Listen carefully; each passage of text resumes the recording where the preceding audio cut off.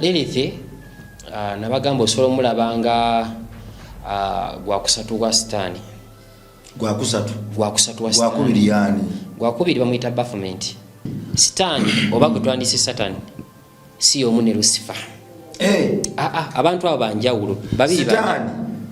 Satan. Satan ne Lucifer. They are different. Ekisooka Lilith mbwakabaka bwa wansi yakiikirira bakazi. Basically bakazi. Lilith alina emirimu esatu. Emirimu gye esatu ogusooka ekiyitibwa omwana atannazaalwa. Ekiyitibwa omwana atannazaalwa. Era ebiseera ebisinga alya nnyeze embuto z'abakazi ezo. Omulimu gw'omulala kwe kuzaala mu basajja. Kiri kyenkugambye nti omusajja oloose webase n'omukazi olwota wegatta n'agamba ekyoto kyanyumidde n'ayose ekikazi ekyamabina ku Lilith. Akabonero ka Lilith gwe lwolisanga omwezi bagita crimson. Nabanzukira nga mbagamba ku kiyitibwa emyezi gino eno tulinawo kye tuyita crimson moon. Crimson moon eno guba mwezi naye guba gwa kitundu nga guba oyita omwezi omuto nga tegunanga gwakavaayo guti kabaka akabwe kati. Kati crimson moon ewo oligiraba ng'eriko akasaalaba.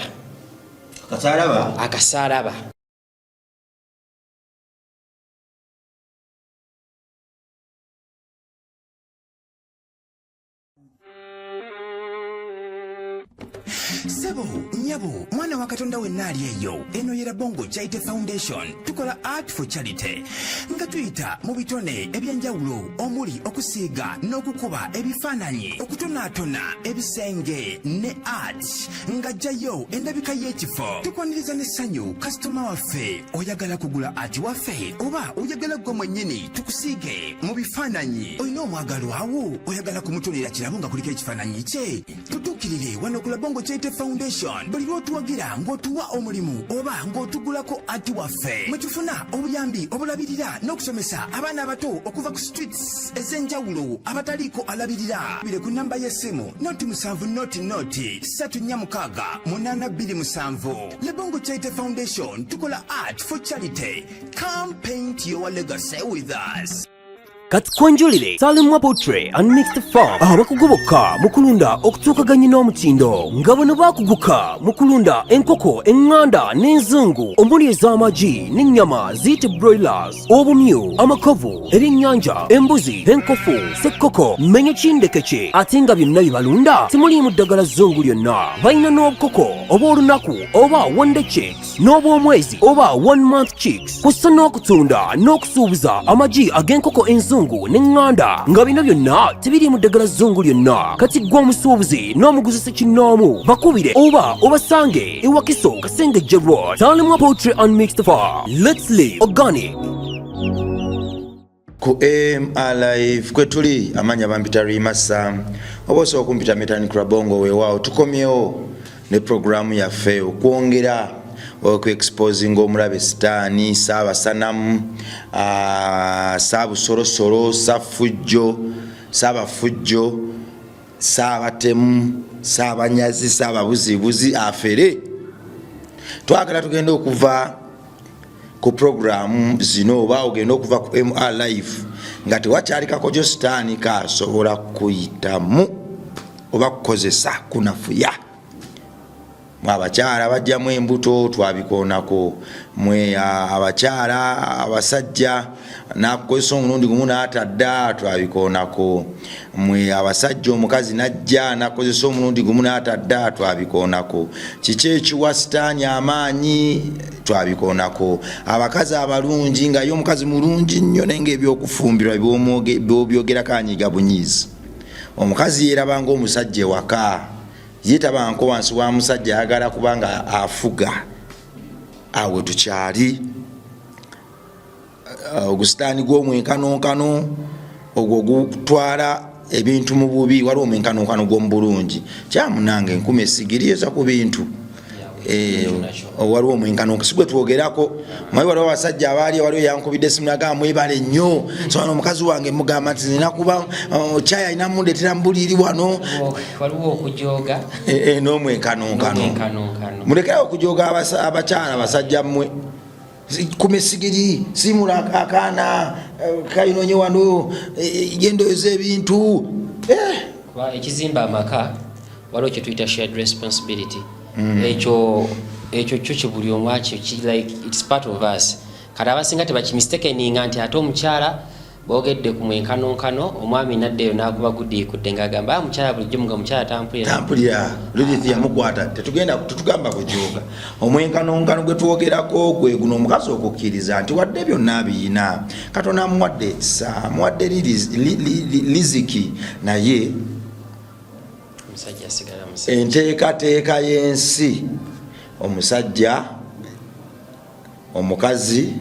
omwana ensolo Katonda yakola ebitonde ebyo nga buli kimu kirina kuripootinga wa kinne waakyo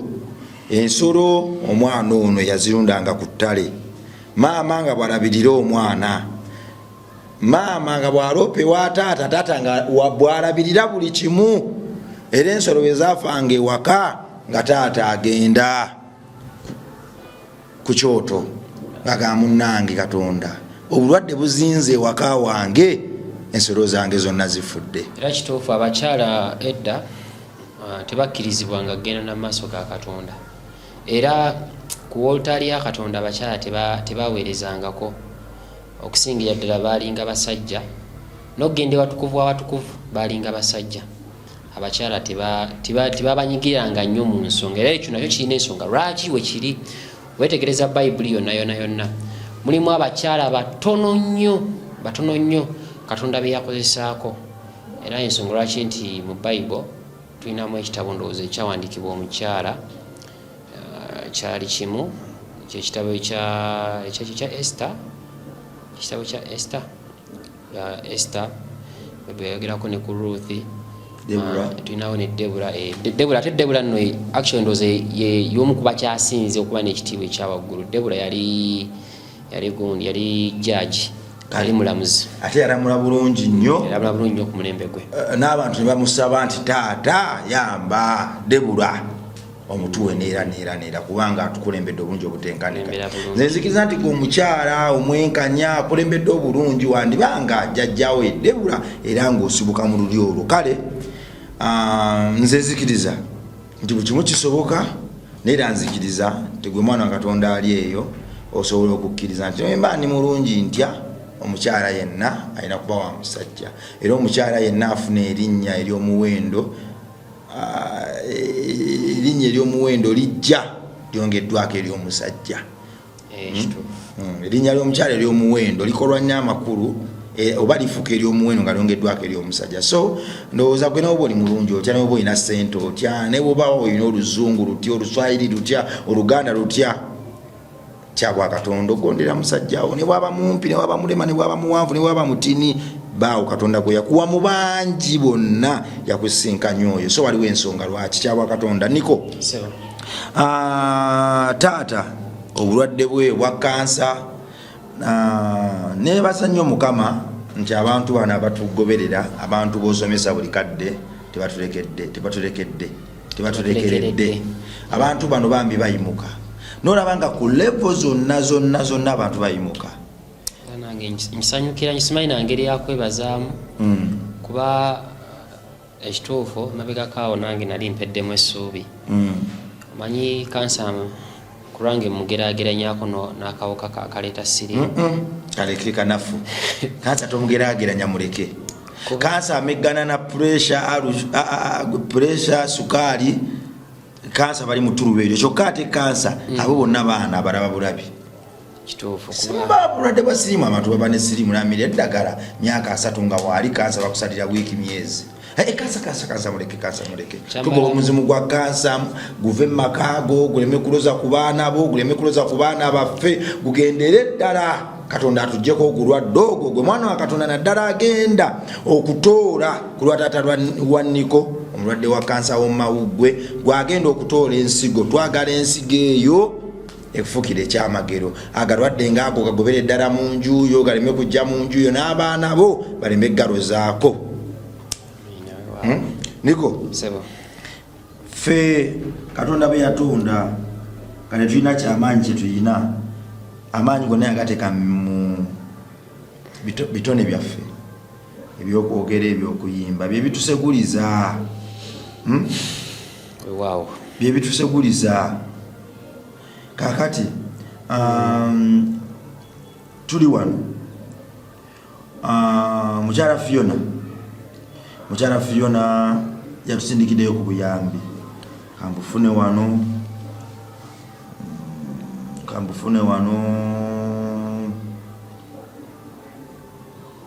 meseji zange nnyingi zimanyi okunzirukako naye Mukama mulungi nti ebiseera byonna abaddewo ku lwaffe atuyambye ekitenkanika era omutwalo gumu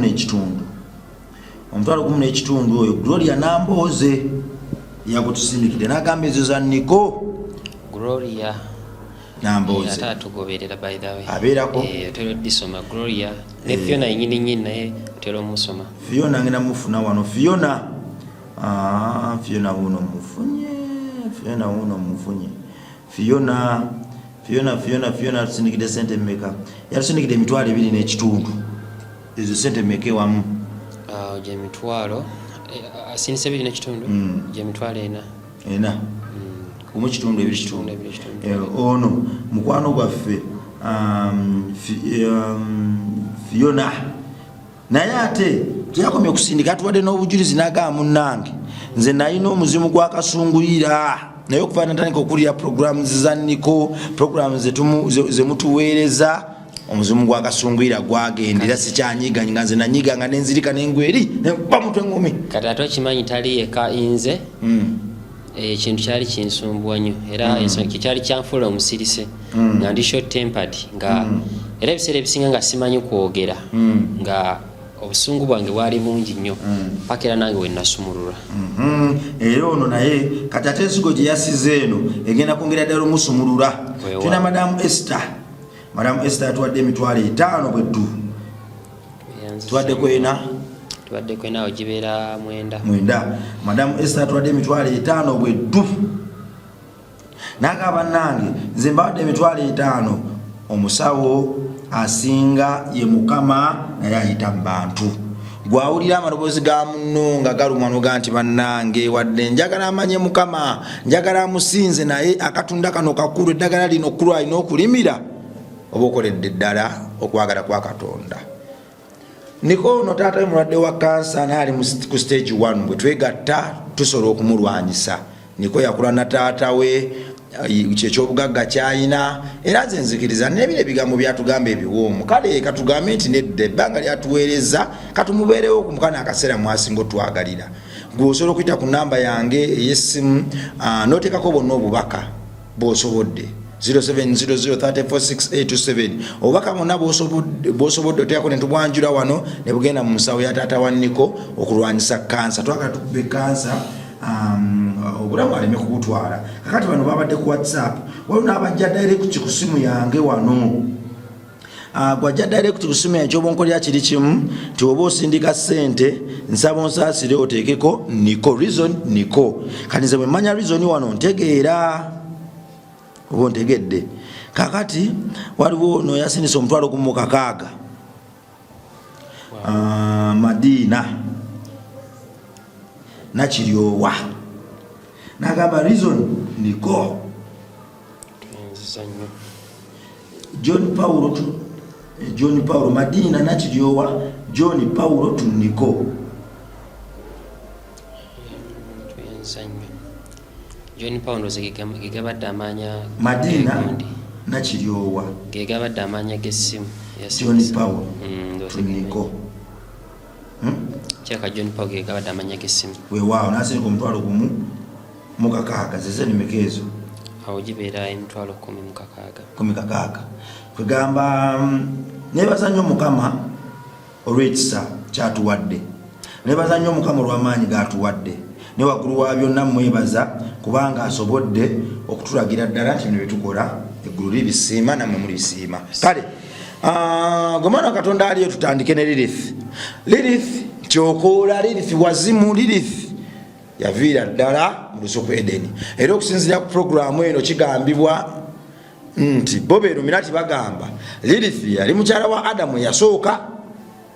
tebagamba Eva era bababulira enjiri bagamba igwe Lilith olwo nga basinza. Simanyi ngeri Lilith gyabeerawo kyetugenda okumanya. Lilith ono asulawa mugeyena gyasibuka najja n'atabaala abantu. Lilith ono bannange azaala oba mugumba. Lilith ono bwe yagala okwenkanankana na Adamu olutalo yalukomyawo. Beruminati bamuyita batya ye bamusinza batya ubonero buli butya. So atulaba kyalina osooka okumanya nti Lilith nga olabwe ne bagamba nti mbu Kabaka Sulemaani yali musajja nnyo wankizo era wankizo nnyo na buno gye guli mu bwakabaka obwa wansi. So Lilith nabagamba osobola omulabanga gwakusatu gwa Sitaani. Gwakusatu wa Sitaani. Gwakubiri yani? Gwakubiri bamuyita Baphomet. Bafana? Musajja tomuteeka. Bamuyita Baphomet. Baphomet? Baphomet. Bamuyita Baphomet. Kati Lilith oyo. Lilith osobola omulabanga gwakusatu. Oyo naye Baphomet nabagamba ebintu bineeno nti saagala abantu babeere nga babuzaabuzibwa. Nabagamba ekisookera ddala kye balina omumanya. Tulinawo Sitaani. Sitaani oba gwe twandise Satan si omu ne Lucifer. Abantu abo banjawulo babiri Sitaani. Satan ne Lucifer. They are different. Baphomet ne Baphomet. Baphomet ye Lucifer. Bonna nga wembogerako bulinya. Batukolamu omulimu batukuba ki veno damuno vamuno damuno. Buli linnya lyenjogerako liba lyanjawulo. Buli muntu demoni ba individual. So Lucifer si omu ne Sitaani. Zibujomanyi Lucifer Sabasali Sitaani. Kalate Sitaani. Sitaani kyekizikiza ekyaddala. Kasaaga. Kyekizikiza ekyaddala era ekinfluencing almost buli kintu kyonna kyonna ekikolebwa kuno. Then Lucifer yandibadde nga ali ku head gye bagenda ne bareportinga. Yatuukirira Sabasali Muliga. Era y'ensonga lwaki abantu baneeno balina engeri gye beebuuzaamu. Babeera beebuuza bano bamasons balina embuuza yaabwe. Embuuza yaabwe erimu ekigambo Lucifer era n'ekigambo Satan. Nedda kati asobola okujja mbyogere? Asobola okujja ajja n'agamba nti Agnis Lucifero. Kati gwoba omuddamu Satanas but balina engeri gye bagamba Satanas akwesi balina akabonero ke bakola kaba bwe kati. Bwe kati ke bakola. So awo beera omukozi eki mubeera mumaze mubeera mwebuuzizza kaba bwe kati. Tebakakolako we bati wano kalala kano kalala na kano kalala. So njja kuba nnyongero era mu Deep Insight ndowooza abantu ngenda banjuliza obubonero bwa Sitaani buneeno. Deep Insight twagala obenga ebiseera ebisinga akadde bwekatukwata wano. Twagala obenga olivisinga episodes zino. You revise mu Deep Insight bayongera ddala okufuna kwantu tuyinza okuyitamu kwakwayo. Era wano wo twatuyitamu. Ate wano waliwo wenangira ne ku foundation abamu ne bayomba. Tolina kulanga foundation tandikirawo mboozi lina abaana yene engeri yokka abaana bezokufuna mu ddoboozi lino. Abaana be tulipresentinga fe twakulira ku nguudo twakulira mu kasasiro kakati bakyabuyaza amaanya wanuke notuke abantu ebitaano betufuna wano okubavaako tubabuulidde nti emabega eyo waliyo abaana ababonaabona gye twava Sitaani abakolamu omulimu fe balina okubataasa. So Lilith ono ogenda muyita nga gwakusatu gwa Sitaani. Ekisooka Lilith mu bwakabaka bwa wansi yakiikirira bakazi. Basically bakazi era abakazi mugenda actually bandisinze no sembera basooka bawuliza ebintu bineeno. They might be nga bali mu under influence ya Sitaani. Physically wano mbyabera bakola. Kati then abasajja baata baluma nnyo mu nsi y'omwoyo. Lilith ono. Era abasajja baneeno lulinda bagambi katanja abantu bawule Medusa ne Lilith nabagambi nti Medusa nabawulidde engeri gye gyakola ku basajja n'engeri gy'abayolekamu kati ate Lilith ono ye wabanga agira omusajja amugira mu kifaananyi omanyi omuntu yennyini ngolaba omuntu bino omusambwa nalabye omusambwa bana balaba omusambwa gw'emakindi kati abasoko baveeko wano wanene waliwo abantu kati waliwo bano abatera olota ekyo osobola tekirooto ng'oli mukwano n'omukazi ng'oli mukwano oyinza oba oluusi n'omuntu gw'omanyiiko ng'omulaba abantu awo twegenderezeewo nnyo era mulimu kati abavubuka batera okubeera myaka gya 15 ziba 13 awo tandika 13 18 awo ne batera okufuna kiyitibwa wet dreams abo nabo balina okwegendereza ajja kgenda alowooza nti mu kizera stage kumbe eri under influence yani ya Lilith. So Lilith ono kamusosootole Lilith demon y'amaanyi nnyo wansi eyo. Lilith alina emirimu esatu. Emirimu gye esatu ogusooka ekiyitibwa omwana atannazaalwa. Lilith ya ekiyitibwa omwana atannazaalwa era ebiseera ebisinga alya nnyeze embuto z'abakazi ezo omwana nga anaatera okuzaalwa oyo awo mukuvaayo awo ng'omwana avaayo awo ye waateegera era abakazi abasinga mama oluusi yayinza okufa oba omwana. That's why nti ssaawa eyo ey'okufa essaawa ey'okuzaala nzibu nnyo era nga wekyayogera mu bayibuli ne bagamba Eva nti mbu olifunanga obulumi ng'ozaala kati mu kuzaala okwo obulumi obwawo era essaawa abamama bagimanyi bo ebeera yakufa nakuwona kati Lilith awo waateegera kati Lilith ono omulimu gw'omulala kwe kuzaala mu basajja. Kiri kyenkugambye nti omusajja oloose webase n'omukazi olwota wegatana ogamba ekyoto kyanyumidde nayose ekikazi ekyamabina ku Lilith.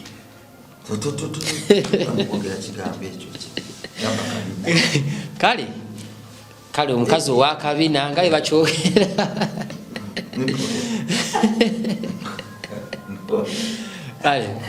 kati abantu abo ensonga ki nkyogera bwentyo kale akabina abantu abo balina okwegendereza. So that's why ebiseera ebisinga bwe mba ndoota ebirooto byange I take meanings nze si ekyoto kyentone sitakijja mu makulu. Abantu abaloota ebirooto ebyo abasajja okusinga ddala abasajja abantu abo ebirooto ebyo bazaaliramu era nabanyumizaako engeri demons gye zizaalamu basajja ne mbagamba n'obagamba bano abasajja abagenze mu maloogi ne balekayo obupiira bwe baba bakozesezza bazirese omwo tebamanya biki biddirira mu hotels ezimu mu buloogi obumu ne mbagamba those are breeding places era nzijukira nga nnyonnyola ku bantu engeri batya omuntu ow'oku nsi wano gy'asobola ozaala mu nsi y'omwoyo episodes zaffe nja kwongera mbizimbulukuse mu deep insight tuli kuno ku nsi y'omwoyo abantu bali mu kuzaala bwana naye nga kusitaka feeling kumbe yakazaala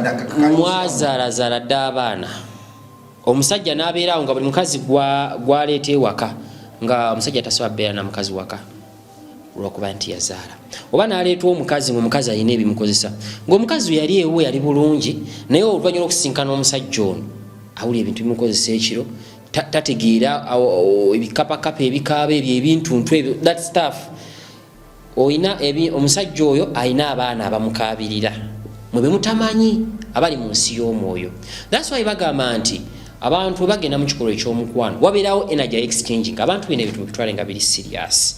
si nti buli kaseera nti ogenda kwegatako era nze newunya omuntu eyebaka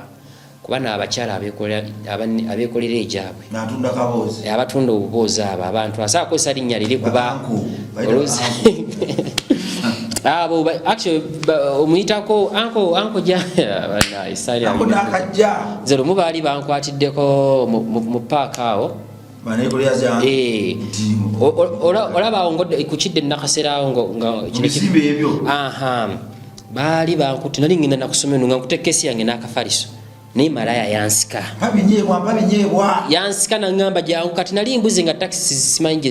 zintwala kusoma gye ziri nendyoka mbugira mu kibuga tobudde buzibye mukazi nansika ati ninne unyono ko unya ku myaka gina kwa nali mu P7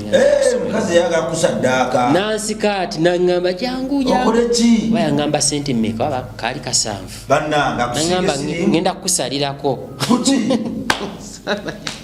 nange nali simanyi yabula ne bakabona so abantu abantu abo kasanvu yangamba agenda kunsalirako zinga simanyi na kikyatunda alenga nina ka pocket money kankuba nebiseera ebyo sibinyeebwa nabeerange wakange oluusi ngenda okudda ku ssomero nga ninamu omutwalo kati abantu abo their agents ahe their carriers naye nga bo tebamanyi ensonga lwaki omuntu ng'okyagenda mu loogi okyagula abantu abo ba anko abo anko jangu anko tugire abantu abo oyina ebintu byogenda obbeera mu bulamu wejjuse omanye ebiseera ebisinga abantu tulowooza obulamu bwekunsi kuno eno obwavu bwandikuluma wandifuna obulwadde ne bukuluma naye njagala omuntu alowooza ennyo ku ki ekigenda okuddako ng'amaze okufa ayi wagenda obbeera obulumi obwaddala bino byonna ku nsi tubiyitamu naye waliwo wagenda obba obulumi obwaddala ate obulumi obutaggwaawo boyigidde emagomba awo wabeera obulumi obwaddala okafiiringira buno obulamu bw'okunsi obeera wano kwakati buli obulamu butesitinga kyanyalo nnyo n'obulamu buli eri kati Lilith awantu wakolera omulimu gwe ogusembayo ogwokusatu ali so influential mu politics Lilith wekituuka ku kya politics demon eyo eri so influential ya nedda si kubakosa mugondi mu kaboozi stand by the way ebintu alina sectors zakoleramu lwakuba nti okwogera ku sector ya politics engeri gyagi-influencinzeemu kuba birimu abanene naye ai-influencinga nnyo mu kintu kya politics awo ai-influencinga nnyo politics oyo nti whereby nti ba-politicians ababeera abasinga abalimba abalina olulimi olululimba aboogera ennyo omanyi there are very many things ebikolebwa behind politics ebimu byesaagala kwatuukiriza era nzijukira nga nabagambakokko ebimu ebikolebwa abanene nabe nja kwongera obyanjuliza so ogwe mulimu gwa Lilith ati Lilith ono alina akabonero ka Lilith gwe buli wolisanga omwezi bagita crimson nabanzukira nga mbagamba kukiyitibwa emyezi gino eno tulinawo kyetuyita crimson moon eno guba mwezi naye guba gwa kitundu nga gwegose oyita omwezi omuto nga gwakavaayo guti kabaka akabwe kati crimson moon ewo oligiraba ng'eriko akasaalaba that is Lilith togirabangako naye olina essimu njagala ogenda oteekemu ekigambo Lilith onoonye Lilith sigil kebera genda ku Google kale gendaawo nabo bagenda gikuleetera kugulwoko era omwezi ogujja n'akasalabo be bagyekolera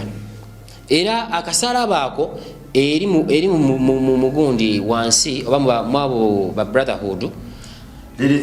tekamu Lilith sigil eri SIGIL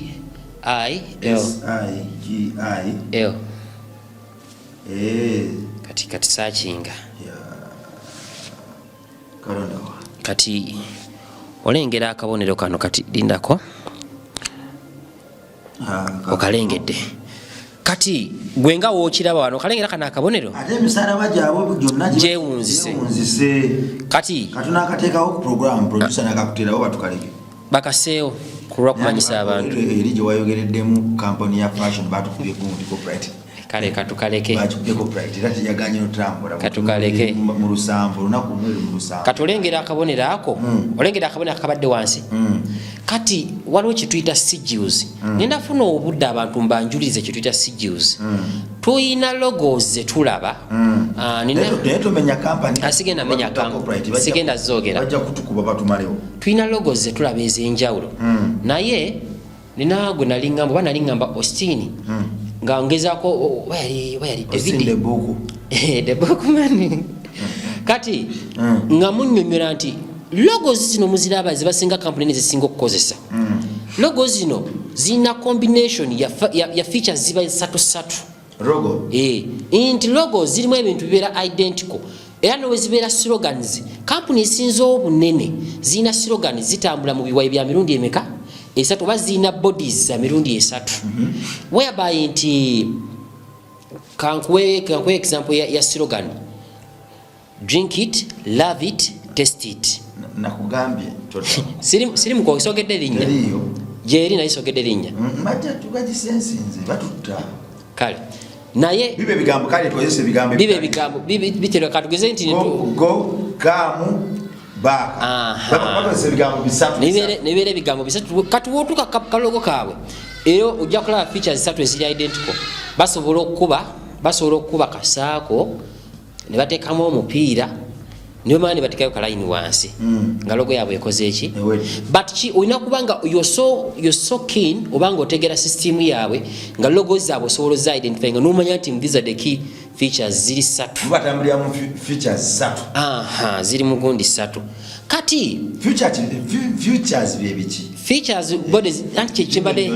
omuntu ali eyo ayizogate features byebiki okukinyonnyola obulungi lwakuba kati engeri gye tulina copyright biba mu logo eyo biba mu logo naye kati engezaako tegeeza actually n'ekigambo features ngezaako just kikozesa nti mbu kujja bulungi kusiga kifaananyi naye lwakuba sobola kukozesa kyakulabirako singa badde sokozesa ekyokulabirako kozesa yagundi gye twakola eyatalemwa mixed farm eyatalemwa anti kati twakola yaba Illuminati tesaala kyefaaniza kukijjayo ziri puliranje ngengi lwakuba sobola kuboga naye nandikwadde example emu n'ebikula byonna chairman bagikuba bagikube anti bagikuba buli bwoteekamu erinnya lyabwe pada safety tugireka n'abanayagala okumanya ebisingawo njagezaako okufuna engeri gyemngenda nga nsabikasabika ensabike so abantu banene ologozi zaabwe ojja kuzeegendereza engeri gye bazikolamu balina gundi gye babeera bagoberera so balina features zebateekamu era olina kuba nga oli sokkiino olyoka ozitegeera kakati lirithi nga wolabye akabonero mbagambye akabonero ak'omwezi then kuliko akasala naye akasala abaako kaba keesulise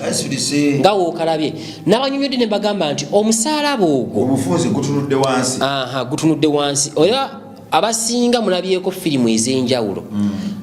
waliwo firimu abasinga zemulabye nga obusalaba obwo nti oli sitaani wabazza abazungu batalozikola akasalaba nekakola ki nekewunzika that is no mistake era akasalaba akeesulise zezimu ku simba eziraga nti kati sitaani oli omukulu atuuse kuba lirithi I guess she's waliwo balinamu egundi zaabwe zebabaliramu oba ezandibadde nga ranka zebarankingamu nti mbu lirithi balina bamakwisi oba kyebayita bamakwisi balinamu nga olaba nti ab'emiruka tulina bagavana baani so nabali abantu we batu we bali kati lirithi ono naye high ranking officer ranka ye yawaggulu era waaba atuuse oba ng'olina omusalaba mu nnyumba omusalaba ogusobola okwesulika ne gwekyusa byampaka toba kuteesa era omuntu ekyo woolirikiraba simanyi woolirikiraba ekikutaasa bubeera butuukirivu bwo essaawa ekiba kikutaasa butuukirivu bwo bw'oli mu kukola essaawa ezo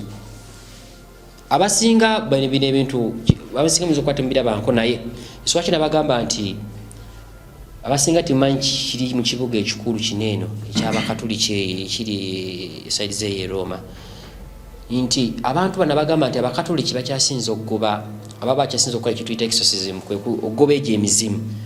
lwaki bo bamanyi nti n'okuba kutuusa nti mbu bajjamu ebitabo biri eri bye nabagambako ebyali mu Bible bibajjamu ne babijjamu era Bible yabisigaza Bible eri mu Ethiopia oba gye twandise nga Ethiopian Bible kati babijjamu ebitabo ebyo byalimu ebyali biraga batyo omuntu wosobola okugoba sitaani kuba sitaani ebiseera ebisinga nga alumba omuntu kati gano ge mazima amatuufu sitaani ebiseera ebisinga asobola okujja nti katugeze tuli waneeno wano waliwo omuntu anywa omwenge omuntu ono sitaani najja n'amulumba oba kitaani kiyingira waneeno okimanyi nti omuntu ono singa aba amanyi ekyokukola ekituufu asobola okugoba sitaani gumba lya mbizi asobola okugoba sitaani ekya gumba lya mbizi gumba ly'embizi bayive kati ng'ebyo amagezi bwe gatyo amagezi ganeeno abakatoliki badde ne bagakweka yogeza katungulu cumu ebyo era obutungulu katungulu cumi bigobera ddala egyo emizimu kati mu ebintu ebisinga abantu abasinga ebintu ebimu tebabimanyi era babitukweka era bayibuli ze tuli mu ssoma kati tukkirize tugaane bayibuli nkwatemu versions ntono nnyo zibatakutteemu ate kyewuunyisa nti versions zikyasinza okuba ez'amaanyi kati ng'eno eya njogere nga version ya King James kale kati siddamu jjogera kati ng'eyo version eyo abantu bagyegendereze kuba eyo family ekola bayibuli ezo singa mbagirayo ku history waayo na biki bye byezzenga etambuliramu muyinza obutaddamu kwagala kusoma bayibuli ezo kale tuliyende ebitabo mbabijjamu ebitabo ebimu babijjamu campaign nga business ya company ya bayibuli eyo ya just tushogeddeko omanyi binene ebintu biri so sensitive yensonga lwaki mbanjagala omuntu awuze programu eno ngali open minded kale siddamu kwogera bula naye gwampadde kakati egundi ezo esinga bazikwatamu kati ne bajjamu ebyo ebintu kati nzirayo ku Lilith ono Lilith nga we mbagambye akabonereko sijjiriyo gitegedde era waaba atuuse emisalaba gyonna buli alina omusalaba mu nnyumba kwewunzika yensonga lwaki family ezisinga ku Bulaaya omusalaba bwe baba bagenda kwebaka ng'oli ateeka omusalaba mu nnyumba abasinga emisalaba tebakyagiwanika ku bisenge tebakyawanika misalaba ku bisenge kuba sitaani ono gwe mulaba nabagamba sitaani talina kintu kyeyakola ate sitaani ono yaddira ekintu ekirungi ekiriwo n'akifuula ekibi kati emusalaba gwo abantu abalina emisalaba mu nnyumba omusalaba gwo negumala kutanda negwesulika eyo ennyumba eba tekyaliko obukuumi bwa Mwoyo Mutukuvu sitaani aba asobola okukola buli kyayagala buli kyawulira kyayagala essaawa ezo ekiba kikutaasa kimu nkiddamu bwe butuukirivu oba olina essaawa eyo lwaki ngamba nti obutuukirivu oba olina essaawa eyo sitaani ono waaba alumba omuntu ng'agenda mufufuggaza oba ebintu bineeno nga tugeze ebintu nga bigenda bano abantu abaali bakubiddwako emisambwa nga kyaddala gimukube tuve kuba n'abeefuulafuula omuntu oyo sitaani emizimu egiba gigenda kukukuba gisooka ne gikuwa guilty mu mutima gwo niweesalira omusango womala okwesalira omusango awo ke kakodyo ka sitaani katega omuntu gomala the moment weesalira omusango oyinza okubeera awo ensonga lwaki nti bano abantu kati kangereze ku ddiini yaffe ey'abakatoliki bannaffe abo nti bano abaseminaariyo oba abadyankoni babaawula ne babatwala mu kigundi mu kigo ne babeera eyo nga bameditatinga tebeesembereza bakazi tebeesembereza kintu kyonna kyakunsi era n'ebibi byabwe bakakasa nti bikanaku aba akyenenya kubanga the moment wojjukira ekintu kyewakola n'omala ati n'ogwesinza kuba sitaani ajja n'akugamba weefudde omutukuvu lwaki ojjukire wakola kineeno wali wekola bwoti ne bwoti kyogamba ekyali kya butuukirivu gw'obwongo bwo wabusuukingirira n'okikkiriza nti ekituufu kye nakola tekyali kituufu wewasalira omusango bwoti we kasita weesalira omusango n'oteeka guilt ku mutima awo kisitaani kiba kimaze okuyingira era awo biri ebizimuzimu we bijja ne bikuyingirira that's why abantu we babeera basaba balina ebintu nga abantu sinti buli omuntu asobola okugoba emizimu egyo era sinti buli muntu oba sinti buli musumba asobola okujja n'agamba nti kati eno demoni njigobye njagala abantu kati babe ne open mind sinti buli demoni gye bagoba mu church nti ze zino zenjogerako tulinawo buno obuzimuzimu obwaffe bunene obwa bulijjo naye tutuuka ku kye tuyita okusiguukululamu omuntu ekizimu abantu temulaba nko omuzimu gulinnya muntu n'atambulira ku kisenge wali okirabyeko abasinga tubiraba mu firimu bati njagala nkugamba ebintu mu reality gyebiri ebintu mu reality gyebiri maama n'atambulira ku kisenge kati nedda ekyo si kya firimu ekintu ekyo nze kennyini kyantuukako kati nimujjuka eggumba lyo ne bagamba lye banteekako mu mugongo ekintu ekyo kyantuukako eggumba eryo okulijjamu nzo okusumulwa kwange kuba nayo naiso ino gibanyumiza insumulu ku kantu okuloko kugamba nti kati mu Illuminati nvuddeyo nviriddeyo dda kuba nzijuke nasemba bagamba baddemu nego naye gumbe eryo dijjamu ojja kuddawo osumulu kukotya kakati Lilith ono ne odula mebulonga Medusa ani asinga munne ddaala Lilith ali waggulu nnyo ku Medusa ali ku Medusa ali waggulu Lilith ali waggulu ku Medusa Lilith ono alumba basajja n'abafunisa embuto si abafunisa embuto bamufunisa embuto ajja neegatta nabo mu birooto kana abasajja bafuna wet dreams yakwata enkwasa ezo nga izo ziba zigenze mu ye era abavubuka beegendereza bali mu stage batusomesa nga bino mu wet dreams be conscious kakati Lilith ono asobola okwebaka noono nebaka noono namultiplying mu kiro kimu sawa yemu nga nabo n'abakozesa bulungi nnyo ali omnipresent weewaawo kale tugenda kukomawo kalaiti katusazeeko weekuumire ku interview eno waliwo n'asindikidde wano omutwalo tegulina reason naye kyemmanyi buli sente zijja ku simu yange kuno ate zirina reason nja zikuwa kuba kati ate simu yange mba simanyi oba zigenze wuwo kuba kati guno omutwalo gumu guzze naye agusindise tataddeko reason